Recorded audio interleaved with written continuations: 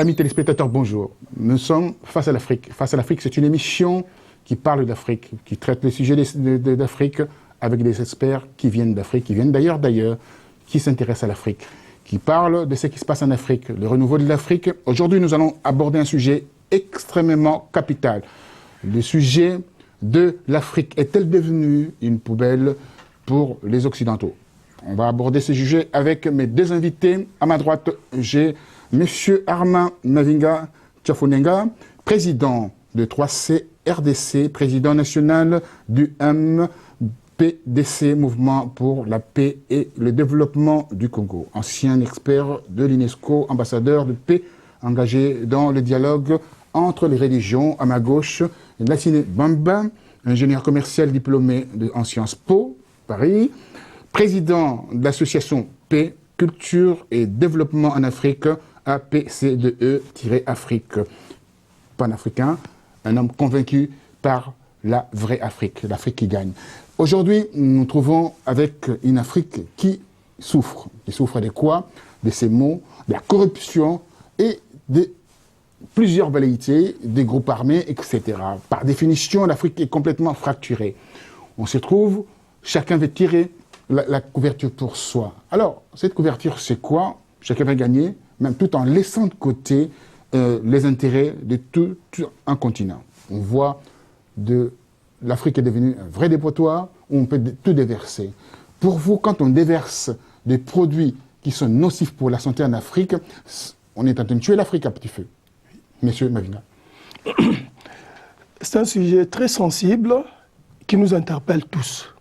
Et comme j'aime le dire, il faut que l'Afrique se parle d'abord à elle-même.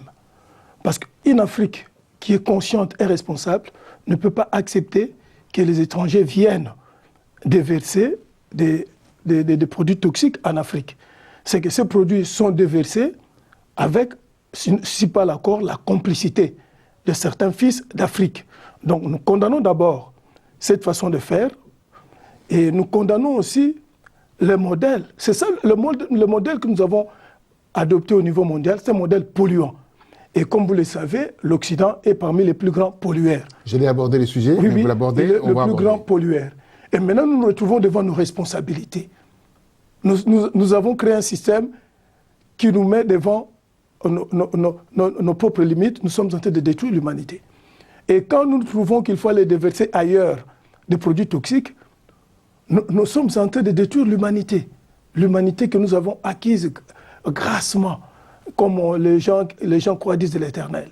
Et donc, nous condamnons et nous disons, il faut que l'Afrique prenne ses responsabilités. Parce que si l'Afrique avait pris ses responsabilités, les gens ne viendront pas déverser leurs produits toxiques. Mais je le sais, c'est aussi difficile pour l'Afrique. Parce que l'Afrique a été affaiblie pendant plusieurs siècles. La traite négrière, l'esclavage, le racisme, la colonisation, qui a fait que l'Afrique a perdu sa puissance d'autodétermination. Et donc nous avons été affaiblis au point dans le concert de nations, nous ne sommes pas là où se prennent les grandes décisions. Les grandes décisions, quand les grandes décisions se prennent, l'Afrique est mise au banc des accusés de foi, au bord de la route aussi. Alors on se demande à qui profitent ces crimes, qui est, comme on dit, corrompu dans cette affaire. Le dictateur qui nous gère, quand je parle des dictateurs, parce que les gens qui s'éternisent au pouvoir, les dirigeants qui nous gèrent, ou également des multinationales qui ont une force sur l'Afrique. Oui, mais pour rebondir sur cette problématique, à qui profitent tous ces biens et puis tous ces intérêts puisés des terres africaines, il faut se replonger dans l'histoire même de l'Afrique. Comme l'a dit tout à l'heure M. Mavinga, la question de l'Afrique a vécu la traite négrière et toute cette dépravation qui nous ont amenés à un moment donné à faire fi de nos cultures et toutes ces infections culturelles. Il faut rappeler aussi que l'Afrique, c'est le continent, même si on ne le dit pas trop, c'est le continent qui est à la base de toute l'humanité et notamment des questions de démocratie que nous parlons aujourd'hui. Donc, à qui profite? Évidemment, les profits sont partagés à double niveau. Il y a des responsabilités locales qui sont nos colons à col blanc, qui sont évidemment nos dirigeants qui donnent tout le quitus et toute l'approbation à ces multinationales pour s'installer. Je m'avais vous rappeler la question au niveau de Niger et au niveau de Mauritanie, où il y a eu le débat avec Areva, où le pouvoir avait pris des décisions qui pouvaient rentrer en action pour le peuple mauritanien, et il s'est trouvé arrivé avec toutes ces puissances, accompagnées évidemment par l'intérêt colonial impérialiste français. Ils sont arrivés à détourner toute cette problématique et à marcher sur les dispositions légales qui avaient été prises par ces pouvoirs. Je récupère la balle au bon. Quand on voit au niveau du Niger, là où il y a l'extraction de l'uranium, on trouve la population dans les environs souffre terriblement de cancer par rapport à l'extraction, au niveau de poussière qui sont levées par rapport à l'extraction de l'uranium. Mais l'Areva ne veut pas payer. Oui, mais c'est tout un mécanisme, parce que dans un État qui se dit respectable et respectueux de sa population, ce qui est inscrit fondamentalement dans sa constitution, tous les préambules des différentes constitutions africaines que nous prenons, il est dit l'État a l'obligation d'assurer la sécurité sur toutes ces formes de la population. C'est le premier objectif de tout gouvernement. Mais quand on voit que dans nos différents pays, les États ne permettent pas d'assurer ces assurances, l'État se rend complice de cette forme de disparition progressive de la population. Évidemment, ça va dépendre du contenu des différentes offres d'appel que nous définissons, la passation des marchés publics. Quand on regarde dans nos différents ministères, dans nos différentes institutions, comment se passent les marchés publics? Celui qui fait les appels d'offres, généralement, se permet d'avoir des pouvoirs sur ce qui se passe, et il n'y a pas de mécanisme de traitement et d'accompagnement de la prise en compte de la population. En gros, on peut dire simplement, nos dirigeants pensent qu'à leur propre profit et ne pensent pas au bien de la population. Au bien de la population. Alors, Monsieur Mavinga, vous avez été, bien entendu, l'expert à l'UNESCO. Quand on voit l'UNESCO, on voit l'enseignement, on voit aussi ses structures. Les Nations Unies, Nations Unies. Nations Unies établies en Afrique, les Nations Unies, la MONUSCO, les forces d'interposition. Ces forces d'interposition sont dans des zones où souvent les civils ne s'hasardent plus parce qu'il y a des mines, il y a aussi ce qu'on appelle les mines, parce qu'il y a des pollutions, la pollution de la terre aussi au niveau des mines. Alors quand on voit ces pollutions au niveau des mines, en Angola on en a vu, les enfants sont amputés, etc. On voit au niveau de Biafra, on a fait de Biafra aussi, on voit en RDC, on voit dans plusieurs pays, là où il y a 45 rébellions en Afrique, forcément l'Afrique va en vrille. Oui, la question que vous soulevez est pertinente. Et comme vous le parlez des Nations Unies, nous avons une grande responsabilité aujourd'hui au niveau de l'humanité. Parce que l'humanité a emprunté un schéma fatal. Et ce schéma fatal fait qu'aujourd'hui, même si cela se fait loin du terrain occidental ou oriental, mais ça doit nous interpeller. Bon, le modèle qui a été utilisé globalement, le modèle de développement qui a été utilisé au niveau mondial, et il y a eu beaucoup de débats sur le développement au niveau des Nations Unies, nous pouvons dire aujourd'hui que ce modèle doit être remis en question. Parce que c'est un modèle totalement déphasé par rapport à l'exploitation rationnelle et judicieuse des ressources naturelles, et notamment des ressources naturelles dangereuses, comme l'uranium et les autres ressources polluantes.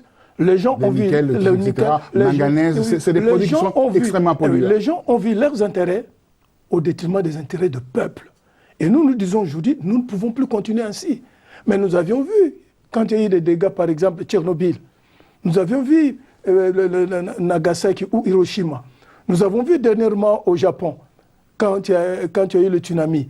Donc, c'est pour dire que nous avons emprunté de voies où aujourd'hui, ces voies se révèlent défaillantes. Donc, il y a un problème de conscience commune. Donc, moi, j'interpelle toutes les sociétés occidentales, orientales, les Nations Unies, pour dire que nous devons nous mettre autour d'une table pour prendre un nouvel pacte, un nouvel humanisme. Et là, j'apprécie l'UNESCO qui avait préconisé qu'il y ait un nouvel humanisme pour le XXIe siècle. Parce que l'humanisme global, qu'il soit chrétien, qu'il soit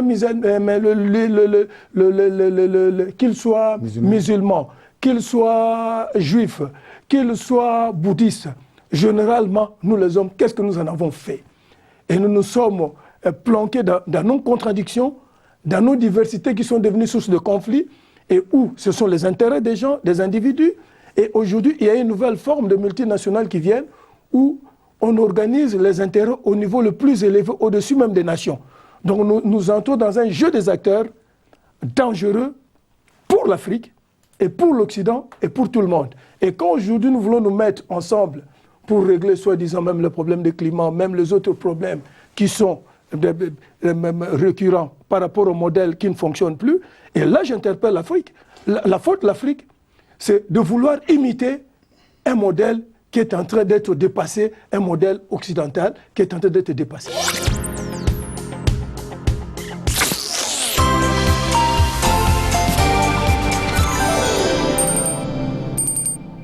Où est le problème? Où est la frontière de la vérité? Quelle est la solution? Puisque le virus Ebola est le problème actuel du continent africain.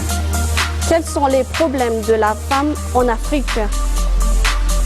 Comment a-t-il été créé le groupe extrémiste de Boko Haram? Quel est le nouveau colonialisme en Afrique? Est-ce que le racisme est terminé après l'apartheid? Quels sont les problèmes de la femme en Afrique? Quelle est la solution?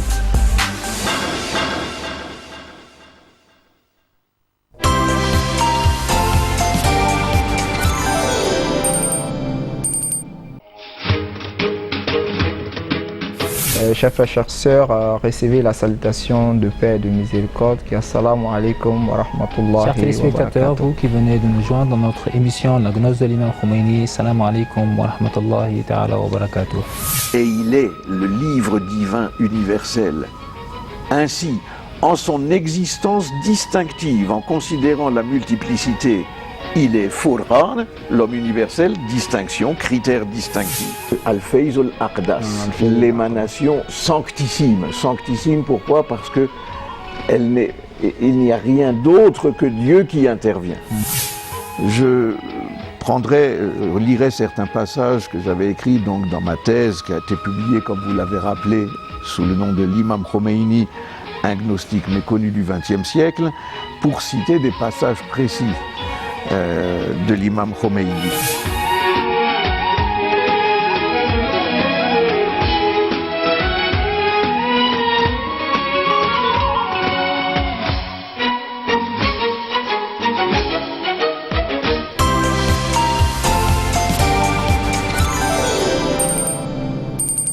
Le modèle occidental aujourd'hui, c'est décrié, ce modèle-là, on dit aux 6 endroits de polluer l'Afrique, polluer des nations faibles. Le droit de polluer est accordé aux États-Unis, le droit de polluer est accordé à la Chine, le droit de polluer, si on veut, est accordé d'une manière ou d'une autre à la France, donc à l'Europe. Par définition, pour avoir de bonne conscience, aujourd'hui on organise en décembre prochain, novembre prochain, pour donner les dates précises, du 30 au 15 décembre, du 30 novembre au 15 décembre, le Forum international pour le climat, c'est-à-dire la COP 21. Pour vous, c'est une rencontre entre copains pour montrer aux gens que voilà, on fait un effort, mais en réalité, l'effort n'y est pas. Oui, ben, c'est bien malheureux de rebondir sur cette question parce que depuis longtemps, plusieurs accords, plusieurs forums ont été organisés sur la question climatique. Et il y a des résolutions qui ont été prises dans cette même dynamique qui n'ont jamais été respectées. Donc déjà, nous inscrivons que c'est déjà une rencontre entre des amis pour pérenniser cette forme de domination impérialiste qui est de polluer l'Afrique, parce que c'est une forme de domination et impérialiste qui ne dit pas son nom. Et ce qu'il y a derrière, c'est que les décisions qui seront prises ne seront jamais respectées. Et ce sont des décisions qui ne seront jamais respectées, et nous le savons. Pas plus tard qu'hier, on a eu la chance de participer à une rencontre organisée par le ministère des Affaires étrangères françaises, dont l'une des thématiques était évidemment cette problématique du COP21. La question qu'on doit se poser, c'est de savoir comment se fait-il que les résolutions qui sortent de ces différents forums ne sont pas respectées. Ça appelle évidemment à la responsabilité de chaque acteur national et chaque acteur, je dirais, au niveau international. Pour revenir sur la question de l'Afrique dans toute cette dynamique, il faut qu'aujourd'hui l'Afrique est devenue, comme vous l'avez dit, le dépotoir de tous les déchets toxiques du monde. Il y a le STEP qui était un organisme géré par l'ONU et géré par les États qui nous dit qu'entre 2012 et 2017, l'Afrique aura 33% de la pollution mondiale.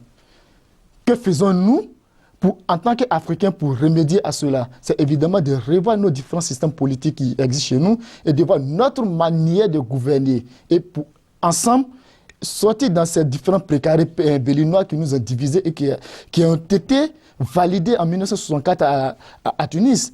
Alors, parlons de Bénin et également, là où vous venez également, vous êtes un panafricain convaincu, de par aussi vos origines. Il y a eu un drame aussi qui s'est passé au Bénin et également en Côte d'Ivoire, où on a pollué les terres. Mais jusqu'à aujourd'hui, les responsables ne sont pas inquiétés. Oui, c'est pas... Vous vous rappelez Oui, c'est l'affaire pour Bokwala au niveau de la Côte d'Ivoire, ce qui a malheureusement fait plusieurs morts, et avec la complicité, je le dis toujours, la complicité de nos dirigeants. Parce que pour qu'un bateau puisse accoster au bord dans nos différents ports, il faut l'accord d'un certain nombre de ministères, et même, je dirais, des dirigeants du pays. Donc jusque-là, cela montre encore combien de fois nos dirigeants sont laxistes. Cela montre combien de fois nos dirigeants s'inscrivent dans cette domination qui fait qu'ils ne pensent simplement qu'à leur intérêt personnel.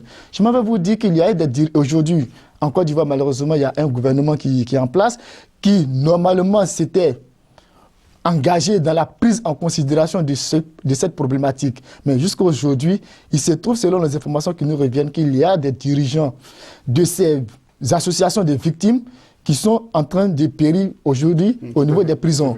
Donc, ça voudrait dire qu'il y a une connivence au plan international.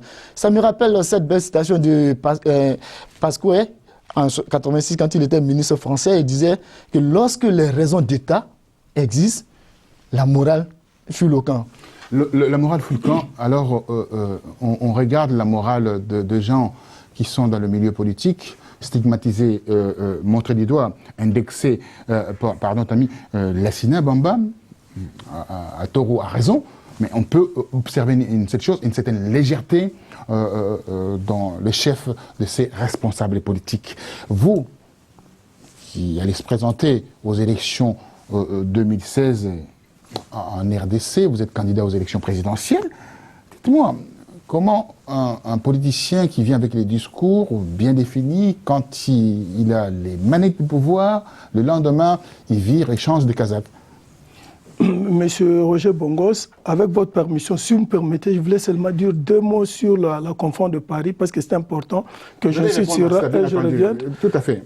Est-ce que je peux dire un mot et puis je reviens sur vos questions? Je voulais seulement dire ceci. Il faut que nous comprenions par rapport à la rencontre qui va se tenir à Paris, que les Occidentaux sont aussi des hommes. Ils ont certes des forces, mais ils ont aussi des faiblesses. Ils ont aussi des erreurs. Comment tout être humain peut se tromper? Il y a eu des erreurs. Donc, ils ont compris. Je pense que la rencontre de Paris est une rencontre capitale. Ils ont compris qu'il y a des lacunes. Nous sommes là au pied du mur. C'est-à-dire qu'ils ont conçu un modèle avec des technologies qu'ils ont développées, mais les technologies ne sont pas neutres. Les technologies amènent aussi leurs problèmes dans la société. Et ce sont ces technologies qu'ils ont développées dans ces développements qui ont amené des pollutions. Aujourd'hui, ils ne peuvent pas s'en passer parce que ce sont des fortunes qui ont été investies dans ce domaine-là. Donc vous comprenez, quand le président François Hollande était candidat, quand il avait parlé de la transition énergétique, il a totalement été attaqué. On s'est dit, mais comment vous pouvez nous demander la transition énergétique et tous ces investissements d'Areva dans le domaine du nucléaire, qu'est-ce que nous allons faire? Donc il y a un réel problème. Il y a la crise économique. Et aujourd'hui, changer de modèle de développement, ça coûte excessivement cher. Donc, l'Occident est au pied du mur. D'où, moi, je pense, premier élément, il faut qu'il y ait un pacte occidental sur la transition écologique pour changer leur modèle de développement. De bonne conduite. Voilà. Mais nous sommes au pied du mur avec tous les changements climatiques, avec tout ce qui est en train de se passer. Alors, parlant vous allez répondre à cette question. Oui. Continuer à répondre et répondre à la question concernant... la morale, je reviens à ça. La morale. Oui. Mais on pourra dire, vous direz aussi, vous allez intervenir par rapport à cela. Les gens, d'aucuns disent simplement, on organise ces forums internationaux politiquement pour caporaliser les gens, c'est une nouvelle ordre mondiale qu'ils sont en train de mettre en place pour bien sécuriser et pour bien répartir en fait leur aussi hégémonie dans le monde. Non, moi je pense qu'il faut faire attention. Ce qui est dit aujourd'hui au niveau des réseaux sociaux, hein, vous allez peut-être commenter par rapport à ça. C'est une bonne alerte pour nous l'Afrique. C'est une bonne alerte. D'abord pour dire attention au modèle de développement des autres. Nous n'allons pas créer demain une Afrique où les gens portent des masques, comme nous le voyons dans différents pays. parce que l'air est pollué. Donc nous devons déjà nous situer, l'Afrique doit se situer. Nous avons maintenant cette chance où nous voulons nous lancer dans un véritable boom de développement, que l'Afrique puisse réfléchir sur le modèle que nous allons adopter. Il faut que nous adoptions un modèle qui ne soit plus un modèle polluant. Alors, revenons à la morale, à la morale politique. Pour la morale politique, je voudrais vous dire une chose. Un grand dirigeant doit être un grand visionnaire. C'est-à-dire un grand visionnaire. C'est un discours d'un politicien. Non, j'y vais. Mais je vais répondre. Il n'y a pas un discours. Non, je vais répondre. Il n'y a pas un discours politicien ici. On vous parle quelque chose, vous rentrez dans des rhétoriques politiques. Je vais répondre à votre question. Ouais. Il faut me laisser parler. Pourquoi je l'ai dit? Il faut être d'abord un grand visionnaire. Un grand visionnaire, c'est quelqu'un qui voit à très long terme. Généralement, l'Afrique a été prise au piège parce que dans la plupart de nos visions sont des visions à court terme. Qu'est-ce que je l'ai dit? Quelqu'un qui arrive au pouvoir, il veut sécuriser son pouvoir, il n'a pas totalement la capacité de sécuriser son pouvoir. Le pouvoir s'assied soit sur la corruption, sur la violence et souvent sur la gestion ethnique du pouvoir parce qu'il veut caporiser. Et donc, il n'y a pas une projection à tellement une grande vision. Parce que quand vous avez une grande vision, vous avez une autre façon de faire les choses, surtout quand c'est à très long terme. Et quand vous avez une vision à très long terme, vous avez une véritable feuille de route qui vous permet à temps de détecter les grands obstacles. Ça, c'est la première des choses. Et la deuxième chose, au niveau de la formulation de politique, au niveau de la priorité. Et l'Afrique avait minimisé la dimension culturelle. La dimension culturelle est fondamentale, la dimension de l'être humain. Il faut que l'Africain devienne un véritable Africain pour qu'il comprenne qu'il est Africain et qu'il a sa place au sein de l'humanité et qu'il a des responsabilités qu'il faut prendre. C'est ce que nous appelle des véritables responsabilités au niveau triptyque qui sont l'éducation, la culture et la recherche. Ce sont trois domaines fondamentaux. Et quand vous voyez le budget aujourd'hui, vous verrez que l'éducation, la culture et la recherche, ce sont des domaines où nous n'avons pas suffisamment investi. Parce qu'il faut développer de capacités, être la capacité de gérer. Mais la morale, là, c'est tout à fait normal. Il y a beaucoup de leaders politiques sans vision. Quand un leader politique sans vision peut devenir aussi un criminel. Monsieur Lassina Bamba, maintenant, on fait du business avec, bien entendu, cette affaire de carbone. On est en train de le vendre, notre poumon, l'Afrique. Et le poumon Afrique, le deuxième poumon Afrique, se trouve bien entendu au niveau de bassin de Congo. Le président Sassou Nguesso récupère des subventions venant d'ici et là, laissant de côté celui qui devait s'en charger, qui a un pourcentage élevé au niveau du bassin de Congo, qui est la RDC, s'est laissé à l'abandon. Le président Sassou Nguesso tire le marron du feu et bien entendu s'enrichit avec cette histoire de notre poumon africain. Quel est l'ennemi apportez-vous? Donc on récupère en fait les bénéfices partout. Oui, ben avant de rebondir à cette question, monsieur Mavinga parlait tout à l'heure de la question de l'éducation, de la question de la morale des hommes politiques. C'est tout un enjeu. Quand on parle de l'éducation, notamment en Afrique, posons la question, pas de savoir quelle est l'éducation, quelle forme d'éducation voudrions-nous pour l'Afrique? Parce que l'Afrique a son histoire. Tout à l'heure, je vous disais que l'Afrique, c'est le continent de l'humanité et c'est le continent qui connaît plus de formes d'éducation culturelle que partout dans le reste du monde. Je vais vous parler peut-être de la charte du Mandé. Quand on parle de la question du droit de l'homme, de la question de la démocratie, mais on ne nous l'enseigne pas. La charte du Mandé aujourd'hui, avec la Déclaration universelle des droits de l'homme, vous déposez la Déclaration universelle des droits de l'homme, vous déposez la charte du Mandé qui existait depuis le XIIIe siècle en Afrique. C'est la copie conforme de la charte du Mandé. Donc ça voudrait dire qu'il faut qu'on arrive à réformer notre système éducatif en introduisant évidemment... Vous dire que donc les Occidentaux n'ont rien inventé. C'est une copie conforme. Je m'en vais plus loin. La démocratie, c'est une chose qui est créée par les femmes africaines. Déjà depuis avant, toujours... On a changé de débat. Voilà. Non, je viendrai pour vous dire, quand on parle de l'éducation, évidemment, il faut que le volet culturel soit introduit, soit inclus dans le système éducatif. Pour revenir sur la question du répertoire des bénéfices partout qu'on doit prendre, évidemment, nous nous inscrivons dans ce qu'on appelle la géopolitique et la géostratégie locale au niveau du bassin du Congo. Et c'est ce qui... L'économie carbone fait maintenant fureur dans le monde. Dans le monde. Tout le monde bénéficie de ça. Oui. En Afrique centrale, comme je dis, le président Sassou Nguesso... Vous permettez, je finis. Voilà, allez-y. Voilà. Pour vous dire simplement... Vous ne voulez pas dire son nom, le président Sassou, on ne critique pas, on dit des choses simplement. Oui, le président Sassou, évidemment, tout le monde le sait, et on sait aussi que le passeport du Rwanda s'est fait souvent aussi au Tchad. Donc, c'est des choses qui existent. Donc, maintenant, la question qui se pose derrière, qu'est-ce que nous, en tant que nouvelle génération, je ne dirais pas en tant que politique, en tant que nouvelle génération, qu'est-ce que nous pouvons apporter, quelle doit être notre capacité à nous organiser, à apporter un équilibre de force face à cette situation néocoloniale qui se pose dans nos différents pays. Alors, situation néocoloniale, au niveau de l'industrialisation de l'Afrique, on est confronté à une situation qu'on n'arrive pas à gérer aujourd'hui, le plastique. On trouve du plastique partout, et pour que le plastique se désintègre, il faut compter 200 ans, 300 ans. Comment faire? Quelle politique avez-vous, vous, au niveau de votre programme de présidence? Quelle est la politique avez-vous pour éradiquer ces genres de pratiques? Supprimer complètement ces plastiques qui polluent les eaux, etc., la terre, etc. C'est tout à fait normal. Il y a déjà un certain nombre de pays qui l'ont compris. Et même ici en Occident, on est en train de faire tous les emballages qui sont recyclables. Donc il faut interdire... Et vous, et votre programme Oui, mais dans le programme de l'environnement, c'est un programme global. Parce que quand on voulait faire quelque chose, c'est un problème global. En amont, il y a le problème d'éducation. Il faut éduquer la population sur les bons usages. Et de l'autre côté, il y a le problème de volonté politique.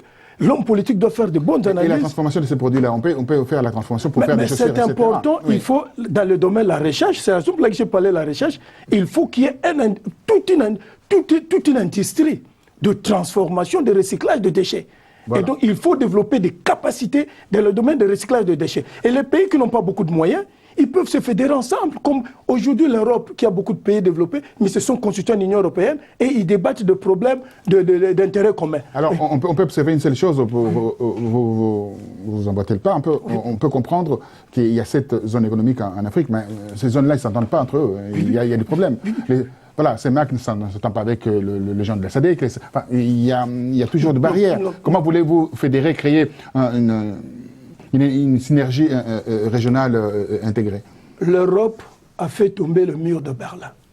Nous l'avons vu, tous, en 1989. Il appartient à l'Afrique d'emboîter le pas à l'Europe. L'Europe a montré l'exemple. Il a fait tomber le mur de Berlin. Et il appartient aux Africains de faire tomber le mur de Berlin. C'est un problème spirituel. C'est un domaine de l'esprit, la culture. Il faut une nouvelle culture africaine, une nouvelle culture de l'unité, une nouvelle culture de la solidarité. Je vais terminer avec vous, je passe la parole à M.